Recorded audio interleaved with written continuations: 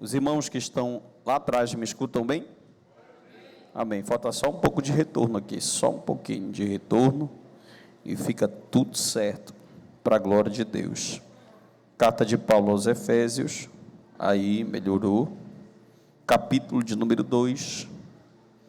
Por favor, por gentileza, coloque o seu telefone no silencioso, tá? Se você precisa falar com alguém, coloque no silencioso. Se você não precisa, desligue o telefone, tá?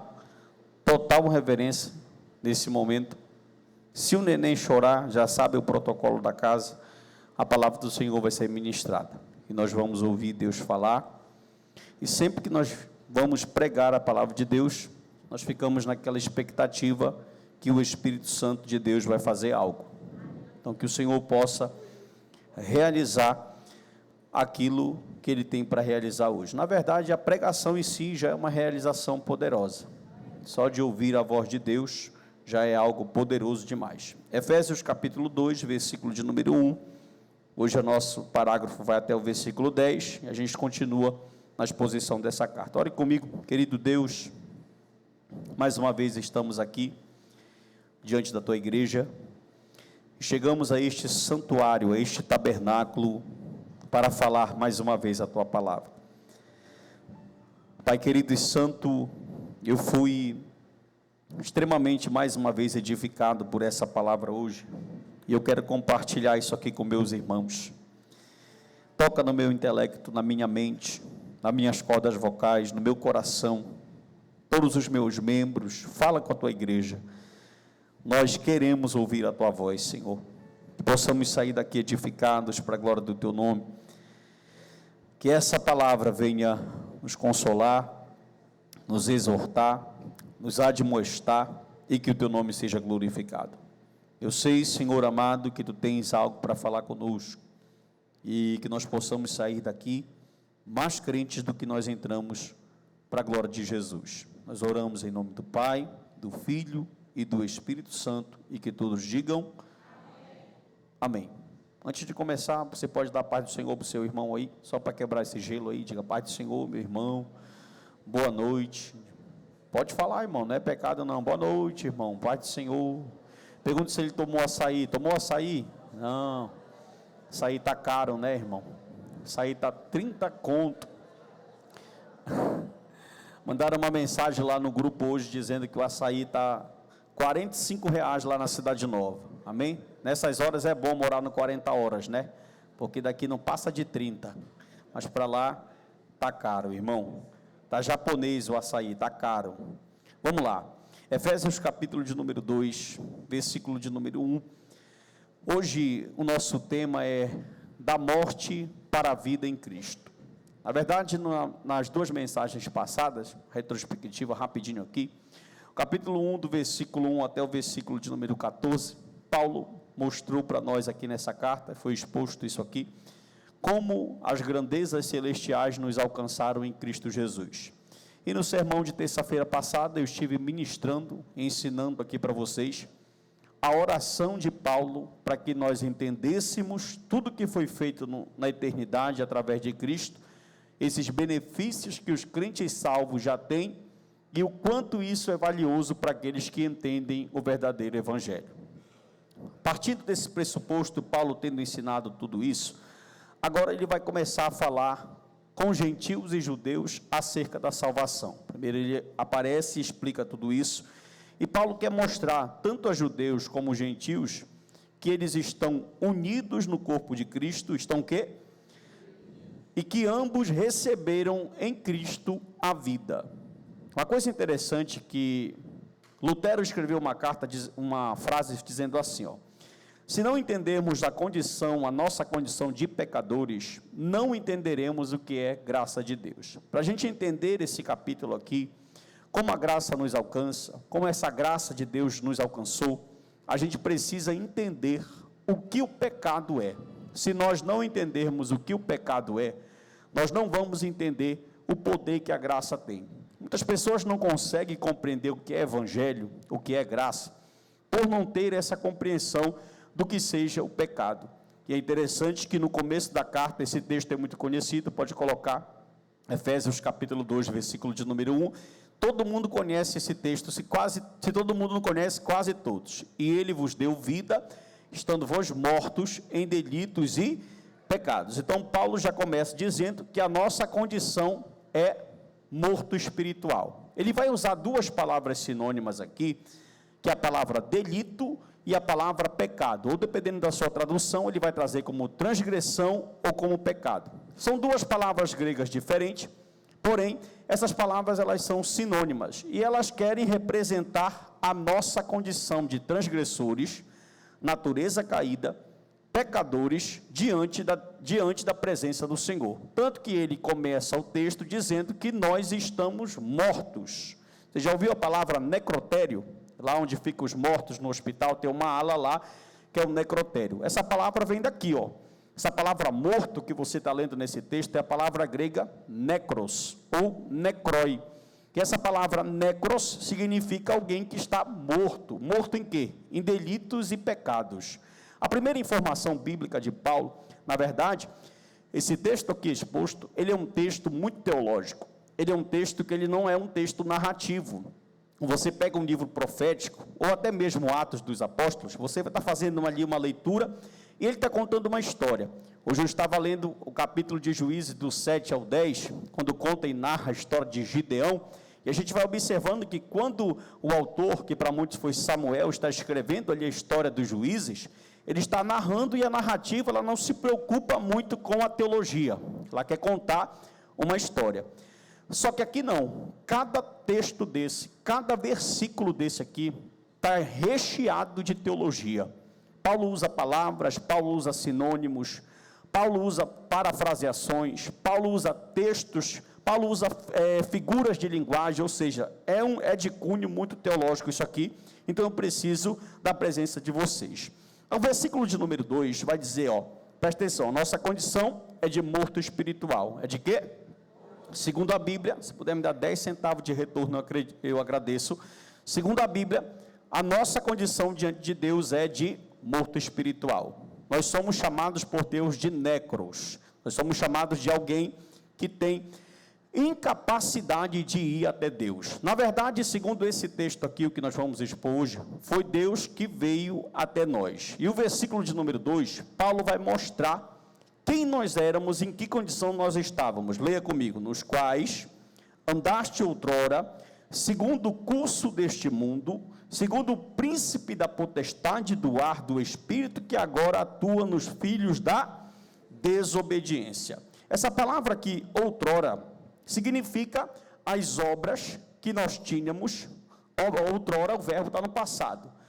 Nos quais andaste outrora. Se você ler o versículo de número 5, pode passar, versículo de número 5, ó, ele vai mostrar de novo e vai usar essa mesma palavra, estando nós mortos em dele. Não, versículo de número 3, isso, versículo de número 2, ele vai dizer, nos quais outrora, e o verso de número 3, ele vai dizer, nos quais também nós andamos outrora, porque ele está se, presta atenção aqui, ó, ele está se referindo a duas nacionalidades. O versículo 1 e 2, Paulo está falando aqui dos gentios, ele não está falando dos judeus. O versículo 1 e o versículo 2, ele não se refere à nação de Israel, ele se refere a nós que não temos o sangue de Moisés. Ele vai dizer que a nossa condição, antes de Deus nos achar através de Cristo, era que nós estávamos mortos em delitos e pecados, e segundo ele, nós estávamos aqui enfrentando, versículo de número 2, o mundo, quem?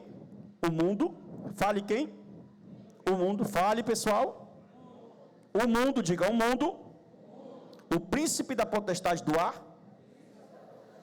Isso, você vai conseguir. O príncipe da potestade do ar. E o espírito da desobediência. É a famosa 3 barras. Lembra das 3 barras daquele versículo? O pessoal já dizia, os teólogos já diziam, mais tradicionais, que você, para vencer o mundo, você precisa vencer 3 barras. A barra do ouro, a barra da saia e o São João da barra. Se você vencer a barra do ouro, a barra da saia e o São João da barra, você está quase salvo. Só que aqui essa condição dos gentios, que ainda não tinham alcançado Cristo, era uma condição que estavam em trevas, mortos espirituais. Estavam em condição de pecado. Uma coisa, eu já quero abrir um parêntese aqui, é o seguinte, quando se fala de eleição, Preste atenção nisso aqui. Quando se fala de eleição, algumas pessoas acham que o ato de Deus eleger alguém é algo que Deus está fazendo de modo injusto. Algumas pessoas podem questionar e dizer assim: que Deus é esse que elege uns para serem salvos e que reprova outros para serem condenados? Escute isso. Mas quando você olha na teologia paulina, você já percebe que todo mundo já entra em campo condenado. Todo mundo já entra em campo o quê? Condenado. Condenado como? Através da corrupção herdada, através da natureza. Paulo já está dando uma indicação para você, que você não precisa pecar para ser condenado. Você já nasce em condição de condenado. Você já nasce em condição de morto espiritual. Você já nasce em condição de alguém que tem a natureza totalmente corrompida. Olha as duas palavras, você já nasce com delitos e pecados. Então, o favor de Deus te eleger, na verdade, é um grande favor que Ele está te fazendo. Por quê? Porque, segundo a teologia paulina, todas as pessoas que nascem nessa condição, que vieram de Adão e nós viemos de Adão, essas pessoas já estão condenadas diante de Deus. Agora, uma coisa muito interessante, essa palavra outrora pode significar as obras que tínhamos quando éramos maus, éramos no passado, pois a nossa condição antes da regeneração era fale comigo assim, diga assim, de natureza caída. Então, a nossa condição diante de Deus era de pessoas com natureza caída. Daqui a pouco eu vou lhe fazer uma pergunta, mas deixa eu te mostrar uma coisa. Por exemplo, a palavra andaste é chamada pelos judeus de halachá. A palavra andaste é um termo que os judeus usam, que o termo é halachá. E halachá significa andar com uma autoridade contrária a Deus. Nós andávamos totalmente para um alvo contrário, que não era a direção de Deus, mas era a direção da nossa carne. E quando ele usa isso aqui, ele vai mostrar que essa autoridade, ela é designada de 3 formas. Presta atenção para mim, segura o teu sono, que eu quero te ensinar, isso aqui é importante para a tua vida.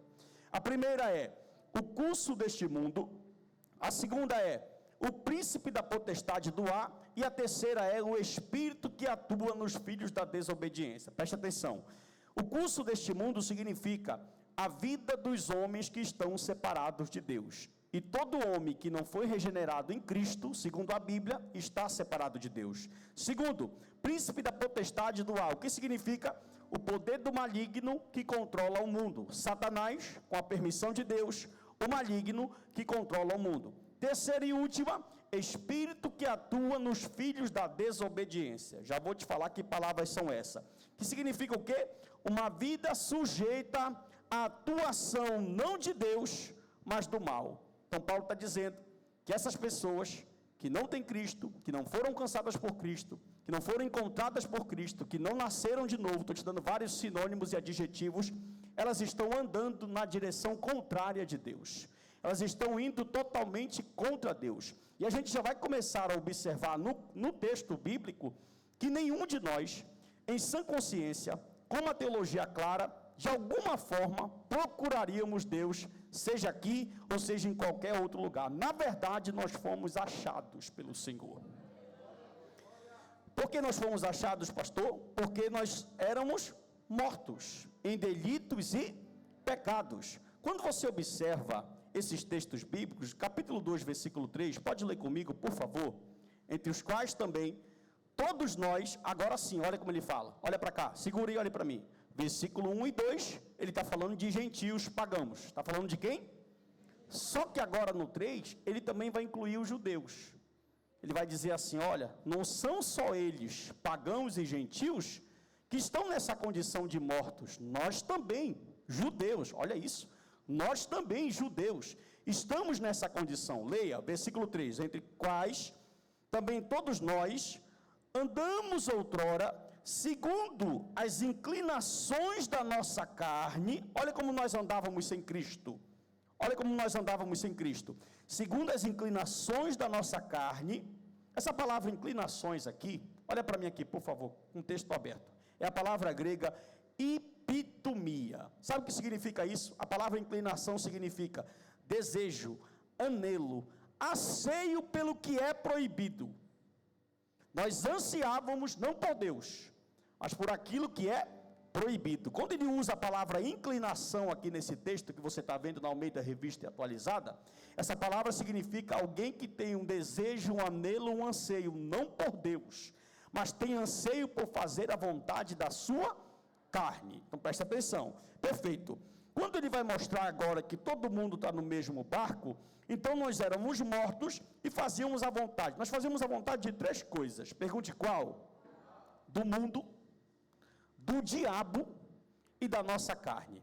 Mundo aqui não significa cosmo. Mundo significa tudo que se opõe contra Deus. Carne aqui não significa corpo. Carne nesse texto significa tua natureza caída. Quando Paulo fala carne, ele não está falando do teu corpo literal. Ele está falando da tua natureza que é pecaminosa, porque ela herdou isso de Adão. E a última palavra é o diabo, que é o nosso adversário, que é aquele que luta contra aqueles que são salvos, mas luta sabendo que não vai ganhar. A pergunta que eu tenho para fazer para vocês, olha para mim. Como nós, nessa condição, que condição? De morto, que anseia pelo pecado, que anseia ir contra tudo que Deus quer, que deseja ao extremo fazer as vontades pecaminosas. Outro ponto para você entender. Porque ele usa a expressão desejos carnais. Simples. Porque a maioria dos pecados que nós cometemos, eles estão relacionados ao nosso corpo. Por exemplo, prostituição, glutonaria, bebedice, avareza. A maioria desses pecados, segundo Paulo, são pecados que nós cometemos com a nossa própria carne. Então, por isso ele usa também esse termo carne. Só que, dando essas condições que ele está explicando aqui, eu já vou para filho de desobediência, ele está dizendo que nós queremos tudo, menos Deus. Queremos o quê? Tudo menos o quê? Deus. Aí eu pergunto para você, nós nessa condição, que condição, pastor? Necros, natureza caída, corruptos, ansiando pelo pecado, qual a possibilidade, a probabilidade de nós escolhermos estar aqui nessa noite? Isso, eu escutei uma alma salva falar ali. Qual, pessoal? Nenhuma. Logo nós entendemos que houve um processo que a Bíblia vai chamar de várias formas. A Bíblia vai chamar de nascer de novo, a Bíblia vai chamar de vivificação, a Bíblia vai chamar de regeneração, a Bíblia vai chamar de ação de Deus, ela vai chamar de várias formas. Mas perceba, ainda no verso 3, ele vai dar uma outra informação, na verdade no verso de número 2, no finalzinho do verso, pode colocar, ele vai dizer que nós éramos filhos da desobediência. Irmão, olha como a gramática me ajuda aqui para te esclarecer algo nesse texto aqui. Presta atenção para mim, por favor, deixa o Jonathan trabalhar. A palavra desobediência, repita comigo e diga assim, apeiteia. Não, fale bonito que é grego, diga apeiteia. Essa palavra aqui, ó, desobediência, é a palavra grega apeiteia. Sabe o que significa desobediência nesse texto? Segundo o dicionário Strong, apeiteia significa obstinação, oposição obstinada à vontade divina. Segundo Paulo, um filho da desobediência que tem a natureza caída por natureza, ele quer tudo ao contrário do que Deus quer. Deus quer que você ame, a tua natureza quer que você odeie. Deus quer que você faça o certo, a tua natureza quer que você faça. E você tem algo obstinado dentro de ti a lutar contra essa vontade. Por quê? Porque você nasceu em pecado, iniquidade te gerou a tua mãe. Isso nós já carregamos, nós já nascemos nessa condição. Que condição? Obstinados a fazer tudo aquilo que Deus quer. Escute uma coisa, talvez você não saiba e fique até pesado você ouvir, mas tem muitos pastores que querem camuflar. Todos nós, inclusive eu que vos falo, já nascemos destinados a ir para o inferno. Vocês estão ouvindo? Poxa, pastor, século 21, onde todo mundo está pregando que vou ter uma casa, vou ter um carro. Terça-feira, cheguei cansado do meu emprego, do meu trabalho, cheguei fadigado, já dei até uma pescada, e o Senhor está dizendo que eu nasci condenado para o inferno. Eu não, Paulo que está dizendo. Paulo está dizendo que nós já nascemos condenados. Escute, tem alguém aí me ouvindo? Ô glória, agora eu senti firmeza, olha para cá. Se nós estamos condenados a ir para o inferno, a eleição não tem nada de injustiça, na verdade ela é uma bênção, porque tu já nasce condenado, aí vem Deus, oh glória, meu irmão, quando o cara entende isso aqui, escute uma coisa, eu comecei a mensagem falando o seguinte, para te entender o que é graça, tu precisa primeiro entender o que é o pecado. Se tu não entender o que é pecado, o que o pecado gerou em ti, o que o pecado fez na tua vida, o que o pecado tem como poder na tua natureza, tu nunca vai entender o que a graça pode fazer em teu favor. Por isso, antes de entender a doutrina da graça, eu preciso entender a doutrina do pecado. Se eu entender a doutrina do pecado, eu consigo entender o que é o favor da graça, porque nessa condição, eu já estou condenado para ir para o inferno. Escute, abra sua Bíblia em Romanos capítulo 1, volta aí rapidinho, eu quero que todo mundo procure, culto de ensino, Romanos capítulo de número 1, isso, pode procurar aí, versículo de número 28, pode procurar, volte a algumas casas, você está feliz que você está na sinagoga ouvindo a palavra? Versículo 28, quem encontrou, diga amém. Escute, se você não encontrou, escute. Depois que Paulo deu um panorama do versículo de número 8 até o versículo 27, sobre que o homem mudou a natureza que Deus tinha feito de forma perfeita, querendo se colocar e obter os seus desejos, olha o raio-x que ele vai dizer de quem nós somos. Segundo Paulo, nós somos isso aqui que você vai ler, e por haverem desprezado o conhecimento de Deus, o próprio Deus os entregou uma disposição mental reprovável, para praticarem coisas inconvenientes. Segundo Paulo, nós somos cheios de injustiça, malícia, avareza, maldade, possuídos de inveja, homicídio, contenda, dolo, malignidade, sendo difamadores, caluniadores, aborrecidos de Deus, insolentes, soberbos, presunçosos, inventores de males, desobedientes aos pais, insensatos, pérfidos, sem afeição natural e sem misericórdia. Ora, conhecendo eles a sentença de Deus, que são passíveis de morte os que praticam tais coisas, não somente as fazem, mas também provam os que assim, mas aprovam os que assim procedem. Não se assuste, esse aqui é você e eu, sem Jesus. Olha aqui para mim, por favor. Por isso que no verso 2 ele usa, eu amo, que o verso 2 e o verso 3, ele usa o verbo no passado, ele fala, outrora andaste. Aí no 3 ele vai e fala assim, nós que no outro tempo andávamos. É passado, porque hoje não, irmão, hoje já é outra história. Isso, entende comigo. Agora presta atenção. É lindo quando ele vai usar isso aqui, o verso 2, quando ele diz assim, andaste outrora, e no verso 3, andamos outrora, porque ele está conjugando o verbo em que tempo? No passado. Quem é o teu Senhor hoje? Ih, Jesus. Mais uma chance. Quem é o teu Senhor hoje? Cristo. Se o teu Senhor hoje é Cristo, porque Cristo já nos alcançou. Presta atenção.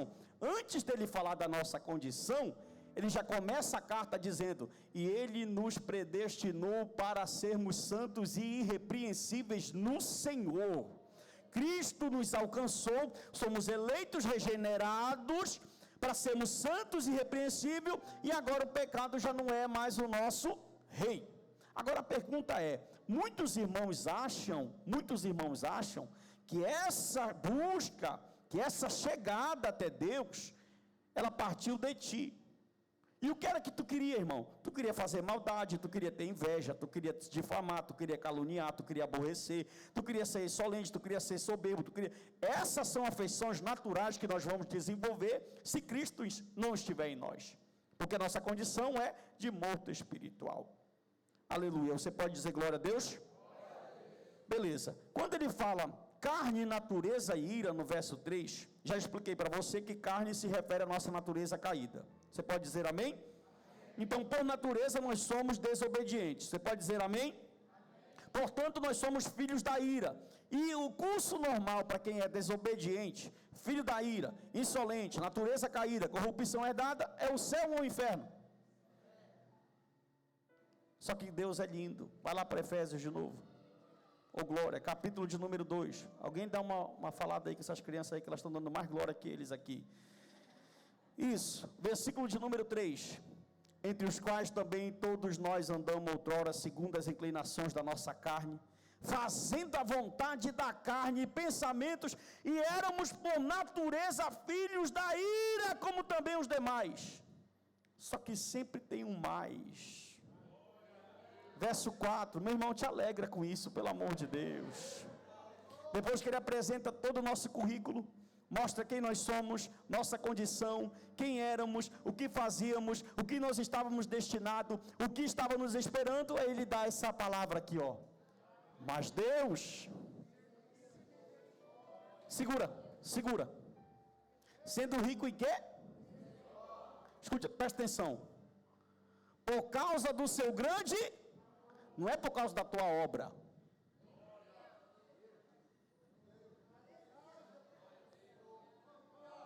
oh glória, mas Deus sendo rico em misericórdia, eu anotei bem aqui, e essa palavra, a palavra misericórdia, a palavra grega eleus significa boa vontade a um miserável aflito. Misericórdia nesse texto significa, eleus no grego é clemência e misericórdia de Deus prover salvação em Jesus. Deus falou assim, olha, vocês têm natureza caída, são avarentos, são mentirosos, são petistas, são isso, são aquilo, faz isso, são dessa forma, o espero, mas eu tenho algo para vocês. Mas Deus sendo rico em misericórdia, por causa do seu, irmão, olha para mim, não caia na besteira de pensar como as religiões sinestistas ensinam que você pode se salvar. Para com esse negócio, eu estou lutando pela minha salvação. A misericórdia de Deus é manifestada em amor, e o amor desse texto não está condicionado a obras. O amor desse texto é uma eleição incondicional. Tu não está aqui porque tu faz alguma coisa, porque tu faz obras. Tu está aqui porque a graça de Deus ela te alcançou.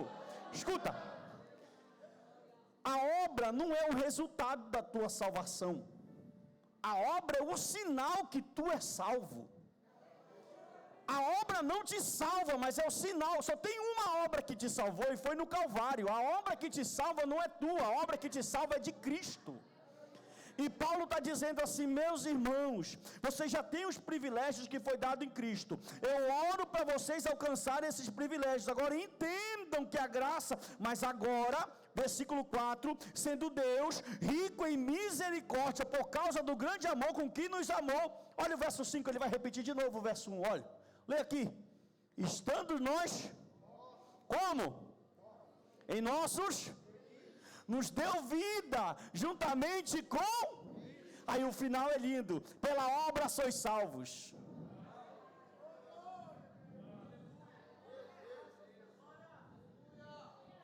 E um monte de gente tentando se salvar, e tu não pode.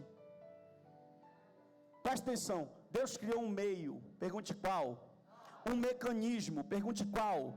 O mecanismo é, eu olho para a graça, eu creio na graça, e a graça me alcança. A graça me alcançando, eu estou salvo. Tanto que o versículo de número 6, vai acontecer exatamente a mesma coisa que aconteceu com Jesus. Presta atenção, coloca capítulo 1, versículo 20, Efésios 1, 20, leia o texto comigo aqui, para você entender. Efésios, capítulo 1, versículo 20, olha o que ele vai dizer assim, está falando de Cristo. O qual exerceu ele em Cristo, ressuscitando dentre os mortos, e fazendo assentar-se à direita nos lugares celestiais. Cristo foi ressuscitado pelo Pai, e agora está sentado aonde? Nos lugares, coloca aí o capítulo de número 2, versículo de número 6, a mesma coisa acontece com quem crê em Cristo, ó. E juntamente com Ele, nos ressuscitou. Como foi que Ele nos ressuscitou? Pergunte como? No batismo. Coloca aí, Romanos capítulo de número 6, verso 4, deixa a igreja aprender isso aqui, que isso é maravilhoso. Olha aqui, ó, fomos pois sepultados com ele na morte, pelo batismo, para que com Cristo foi ressuscitado dentre os mortos pela glória do Pai, assim também andemos em novidade de vida. O batismo não é o simbolismo da morte e da ressurreição? Da mesma forma que ele ressuscitou Cristo, quando você foi batizado, você também foi ressuscitado. Efésios 2, volta lá, versículo de número 6, ele nos ressuscita, e nos faz assentar juntamente com Cristo nos lugares. Se você não percebeu, olha aqui, ó, no 3, todo mundo, eu quero que leia comigo no 3, eu vou te explicar algo aqui. 1, 2, 3. E juntamente com Ele nos ressuscitou. Segura. Não passou nada na tua mente? Fale não. Isso, eu te falo. Presta atenção aqui para mim. E juntamente com Ele nos ressuscitou. Olha o que o texto está falando, ó. E nos fez assentar nos lugares celestiais. Tu não está em Cristo? Ô irmão, pelo amor de Deus. Tu não está em Cristo? Então quem está em Cristo, o texto está dizendo que de qualquer forma Ele vai ressuscitar. Calma, calma. Se o texto está dizendo de que de qualquer forma eu vou ressuscitar, o texto está dizendo que tu não perde salvação. Meu irmão do céu. O texto está te dando segurança de salvação. É João 10, 27 e 28. Olha o que Jesus falou, palavras de Cristo. João 10, 27 e 28. Jesus disse assim, ó: as minhas ovelhas ouvem a minha voz, eu as conheço e elas me seguem. 28. Eu lhes dou vida eterna. Jamais advérbio de negação. Não, nunca, jamais. 3 advérbios. Não, nunca, jamais perecerão. E ninguém. Escuta, calma, calma. Deixa eu clarear para ti. Quem te salvou? A tua obra de Cristo. A obra de Cristo pode ser revogada? A obra de Cristo te deu redenção? Então como é que tu pode dizer que tu pode perder a salvação, se a obra não foi tua? Presta atenção numa coisa, se a obra é tua, aí sim, a qualquer momento eu e você pode perder a salvação, porque a obra é nossa, mas a obra não foi nossa, a obra foi dele. Aí ele falou assim, olha, da mesma forma que eu ressuscitei ele, e coloquei ele para sentar nos lugares celestiais, eu vou ressuscitar vocês também, e vocês vão sentar nos lugares celestiais. O texto clássico de Romanos 8:1, portanto agora nenhuma condenação há para aqueles que estão. Coloca o 8:31 para eles lerem. Já tem na cabeça aqui, mas deixa eles lerem. Está aqui, ó. Capítulo 8:31. 1, 2, 3.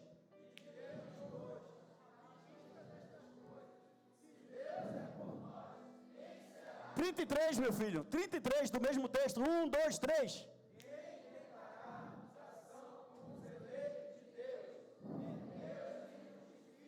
Coloca o 30. 8:30. Não sei se é o 26 ou o 30. É aqui. Esse texto aqui é fantástico. Olha para mim aqui. O nome desse texto é chamado de Mini Ordem Salutis. Aqui está mostrando desde o teu chamado até o final da tua vida, e está provando biblicamente que tu não perde a salvação. Está aqui, ó. Ele predestinou. Esse também chamou como? Pela pregação do Evangelho. Aos que chamou também justificou como? Pelo sangue de Jesus. E ao que justificou, glorificou. Olha quem está dizendo: eu te elejo, eu te chamo, eu te justifico e tu está salvo. Mas escuta, calma. Mas pastor, olha aqui. E essas pessoas que vêm no culto, dão glória, falam em línguas, choram e agora estão no mundo? Simples, elas ainda andam nas obras passadas. Elas ainda não estão em Cristo. Pergunte por quê? Porque quem está na luz nunca mais volta para a treva. A partir do momento, coloca aí, meu filho, pelo amor de Deus, Efésios capítulo de número 2, versículo de número 5, deixa a igreja ler, Efésios 2, 5, Paulo dizendo: estando nós mortos em delitos e pecado, Ele nos deu vida.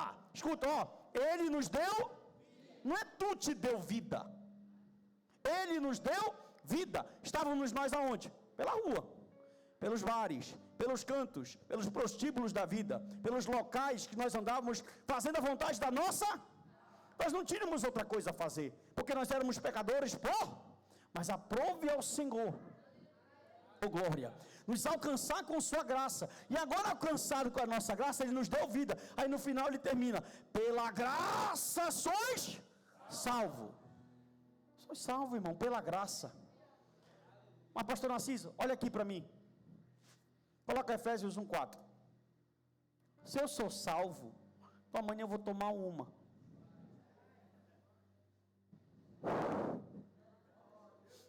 amanhã eu vou tomar uma, amanhã eu vou brigar com a minha mulher, sou salvo. Presta atenção, olha um sinal do salvo. Ele nos escolheu antes da fundação do mundo. Escuta, tu não é escolhido quando tu vem aqui na frente e fala, eu te aceito. Tu não aceita Jesus, irmão, foi Ele que te aceitou. Para sermos o quê? Santos. Para sermos o quê? Um sinal de um eleito salvo é que ele vai ter vida. Se bebeu, nunca foi santo. Se bebeu, nunca foi salvo. Se é viciado, nunca foi salvo. Se está em prática de pecado, nunca foi salvo. Mas se a graça já alcançou ele, olha o que Paulo vai falar lá no capítulo 3, que ele vai se despir da roupa antiga. Olha a metáfora que ele vai tirar a roupa do velho homem e vai colocar uma roupa nova. Aleluia. Quem a graça já alcançou, veste uma roupa nova.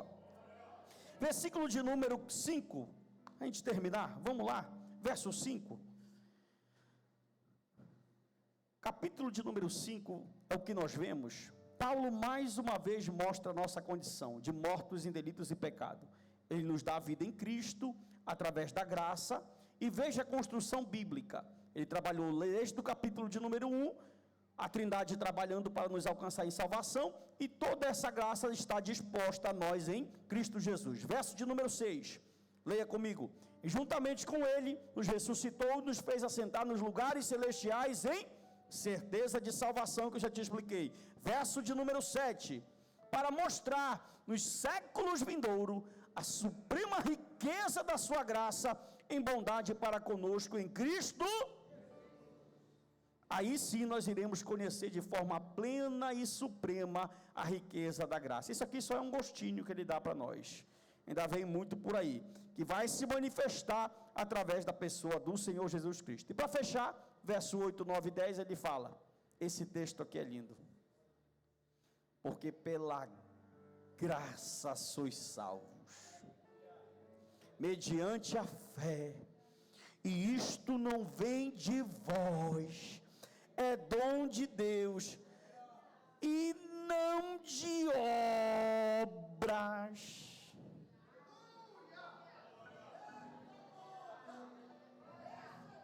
Calma, olha aqui, terminar com chave de ouro. Que é isso, pastor? É graça. É o quê? Que é graça? Favor merecido, presente, é algo gratuito. Escuta, quando você ouvir assim, ó, estou lutando pela minha salvação, tu responde, isso não vem de vós. Tu responde 2,8, coloca. Quando tu está aí, quando tu ouvir assim, estou lutando pela minha salvação, tu vai responder o quê? Isso não vem de vós, é dom de... Aí quando tu ouvir assim, ó, eu tenho que pagar o preço, aí tu vai responder o 9, não é por obras, para que ninguém se glorie. Oh, glória a Jesus. E age o pessoal pensar que pode se salvar. Aí escute uma coisa, o verso 10, para terminar com chave de ouro, olha para mim, é o último.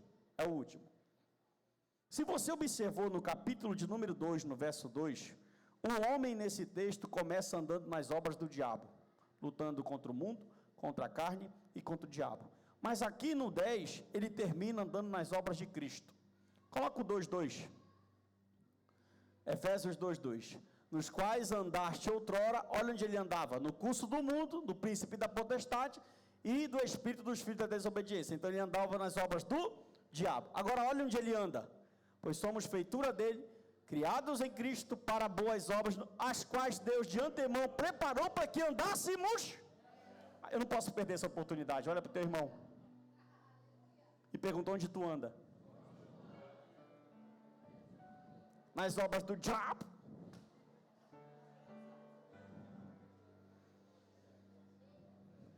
Oh, glória.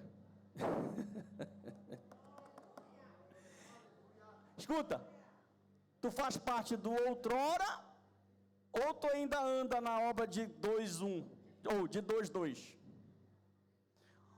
O homem começa na epígrafe andando nas obras do diabo, mas o Senhor vai lá, pega ele pela graça, e diz assim, não anda nas minhas obras, tu vai andar nas minhas obras. Só que escuta, tem pessoas, e talvez até aqui que me escutem nessa noite, que ainda andam em obras da carne, do diabo e do mundo, Desculpa te falar, se você ainda anda nas obras da carne, do diabo e do mundo. O que é? Olha para mim aqui, bem baixinho e rapidinho. Olha aqui para mim, que agora é tenso. Se você ainda vive em prática de pecado, a Bíblia está dizendo que você ainda é um andante das obras da carne. Se você, olha para mim, se você ainda é um andante das obras da carne, a tua natureza ainda não foi alcançada por Cristo. Se a tua natureza ainda não foi alcançada por Cristo, o inferno te espera. Acabou, glória. Olha para mim. Quem está em Cristo tem certeza de salvação. Calma. Tem segurança de salvação. Já está gozando dos privilégios celestiais aqui em Cristo. Meu Deus, o pecado já não é senhor mais dele. Segura. E ele pode aplicar na vida dele o verso 2 e o verso 3, dizendo, outrora, porque hoje ele já anda em novidade de vida. E escuta, o que anda ainda na sua natureza, Paulo está dizendo, tu está morto. Eu vou tomar uma água, que eu quero que tu vivifique hoje.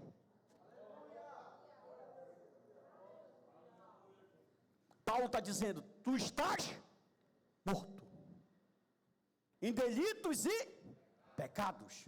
Escuta uma coisa, quando se fala que alguém está morto, por exemplo, vou te dar um exemplo para não ficar baralhado na tua cabeça.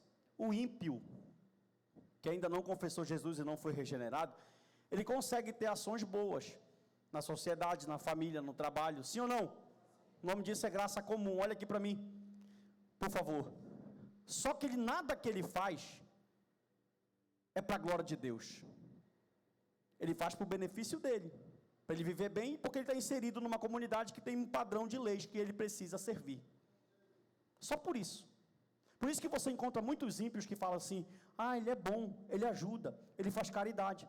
Mas isso em nenhum momento está dizendo que ele é salvo. É só tu dar uma lida lá na história de Cornélio, que vai abrir teus olhos rapidinho lá em Atos dos Apóstolos. Andar nos caminhos de Cristo, coloca aí o 2:10, andar no caminho de Cristo é diferente. Por que é diferente? Porque quem já nasceu de novo, eu te falo isso aqui com a boca cheia, se você já nasceu de novo e está em Cristo, pode se levantar o mundo, o Trump, o presidente da Rússia, os demônios, os capeta, todo mundo, eles não te tiram mais da graça. Calma, porque isso não foi conquistado com a tua força, isso foi um dom. Coloca o 8 para ele ler, de novo, para ele gravar na tábua do coração, porque pela graça sois salvo, e isso não vem de, não foi você que falou assim, eu quero.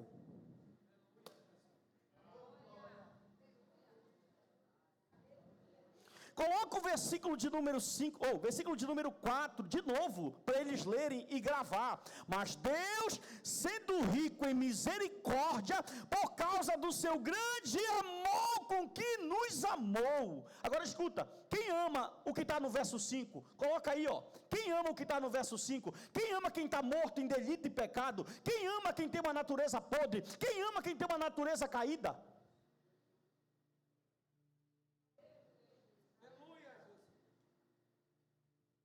Esse amor, irmão, vai além de qualquer poema, de qualquer frase, de qualquer coisa que tu possa imaginar. Ele é incondicional. Escuta uma coisa, olha para mim, tem alguém aí, diga amém.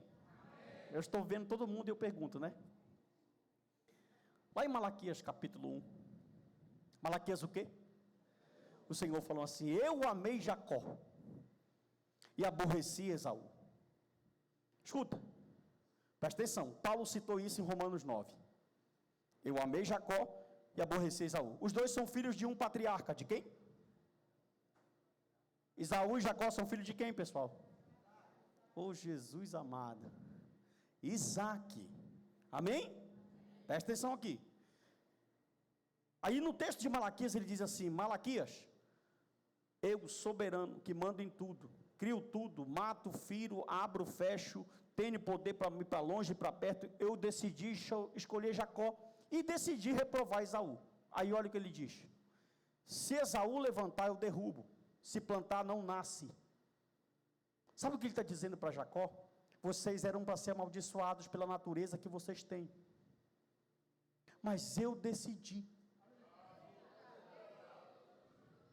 Meu Deus do céu, na eternidade, fica imaginando Deus na eternidade aqui, olha uma ilustração.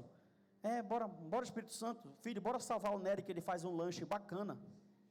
Ele abençoa o pessoal do 40 horas com o lanche. Bora salvar o Rafael, porque ele toca, canta, prega, ensina, ele é universal. Bora salvar o Ricardo, porque ele é o melhor baixista do avivamento, do 40 horas, bora. Bora salvar o Ender, que ele trabalha na EMED fazendo endoscopia. Bora salvar o Paulo, que ele presta um serviço à comunidade fazendo a corrida no carro dele. Bora salvar o Patrick, que trabalha numa multinacional. Não é por obras. Você está sentado aí por um amor que ninguém vai conseguir explicar, muito menos eu. Um certo dia, olha para mim, nós estávamos levantando o muro e Deus derrubava, levantando o muro e Deus derrubava, levantando o muro e Deus derrubava, e plantávamos e não crescia, implantávamos e não dava, e plantávamos e a planta morria. Quando foi um dia, Deus falou assim: vai crescer. Oh glória! Por quê, irmão? Porque a graça te alcançou. Mediante a fé em Cristo Jesus, nós estamos aqui glorificando o nome do Senhor. Às vezes eu estou triste em casa, porque olha aqui para mim, todos nós temos os nossos momentos de crise, e às vezes essas crises vêm várias vezes durante o dia. Muitas vezes já aconteceu na hora de eu vir para o culto, a crise da ansiedade querer pegar a minha mente. Do nada, irmão, eu passei o dia todinho lendo a Bíblia, todinho, meditando, orando. Quando dá 6h30, eu tomo o meu banho, 7 horas, estou me arrumando. Quando eu entro no carro, bate aquela angústia. Aí o Espírito Santo fala assim: a graça te alcançou. Ah, meu irmão, se tu te alegra com carro, com casa, com bono, meu irmão, com negócio, quando eu lembro que a graça de Deus fez na minha vida, vai depressão, vai ansiedade, vai síndrome do pânico, vai problema, ela quebra todo o jugo desigual, ela tira todo o pensamento contrário, porque, irmão, nós éramos condenados a estar no inferno. E hoje somos chamados de nação santa, sacerdócio real, povo escolhido.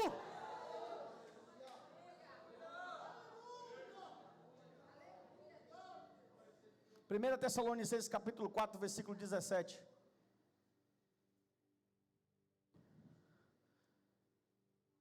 Dezoito. Isso. Consolai-vos, pois, uns aos outros com essa. Mais uma vez no 3, todo mundo. 1, 2, 3. Escuta. Escuta, segura. Olha a diferença do salvo para o não salvo. O que foi que ele trabalhou nessa sessão? Diga em alto e bom som, diga arrebatamento. Ele abrir e piscar de olhos, quem está morto vai ser. Ele está falando de arrebatamento, desde lá do versículo 13 até aqui. No final ele conclui dizendo: consolai-vos, pois, uns aos outros com essa. Quando alguém que não está em Cristo ouve que Jesus vai voltar, ele fica aterrorizado, porque ele sabe que ele vai para o inferno. Mas quem está em Cristo te consola, vai. Olha para o teu irmão e consola ele. Olha, fala assim: Jesus está voltando, fala. Ele está esperando casa e carro, mas fala: Jesus está voltando, e consola ele. Consola ele. Essa é a nossa esperança. Nós temos uma esperança. Consolai-vos, pois, uns aos outros com essas, que palavra? A melhor maneira de você consolar alguém é dizer: Jesus está voltando para buscar a sua igreja. Que Deus te abençoe, te guarde, te proteja, segure nas tuas mãos. Não vai ser fácil, mas aquele que está conosco é maior do que aquele que está no mundo. O Senhor nos escolheu para uma grande obra. Aplauda ao Rei Jesus. Aleluia. Amém, amém e amém. Nossos anúncios finais para a gente ir embora para nossa casa. Quarta, quinta e sexta-feira nós temos culto do meio-dia. Quinta-feira nós temos curso básico de teologia para os alunos que estão matriculados. E vamos ter a célula na casa do